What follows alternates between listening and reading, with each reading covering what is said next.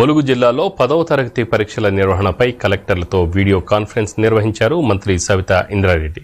April 3 నుంచి April 13 వరకు జరగనున్న 10వ తరగతి పరీక్షల నిర్వహణకు జిల్లాలో కట్టుదిట్టమైన ఏర్పాట్లు చేయాలని మంత్రి కలెక్టర్లను ఆదేశించారు.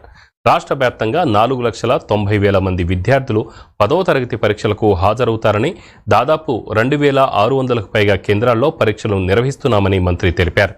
10వ తరగతి పరీక్షలో గతంలో ఉన్న 11 పేపర్లను ప్రస్తుతం 6 పేపర్లుగా కుదించామని, దీనిపై విస్తృత ప్రచారం కల్పించాలని తెలిపారు. వేసవి కాలంలో పరీక్షలు నిర్వహిస్తున్నందున అప్రమత్తంగా ఉండాలని మంత్రి సూచించారు. విద్యార్థులకు పరీక్ష హాల్లో త్రాగునీరు అందించాలని, అవసరమైన మౌలిక సదుపాయాలు కల్పించాలని మంత్రి అధికారులకు సూచించారు.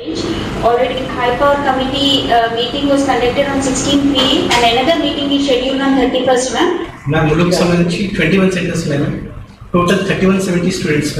సి కేటగిరీ ఎగ్జామినేషన్ సెంటర్స్ 3 ఉన్నాయి. మొత్తం అరేంజ్మెంట్స్ కూడా కంప్లీట్ చేసాము.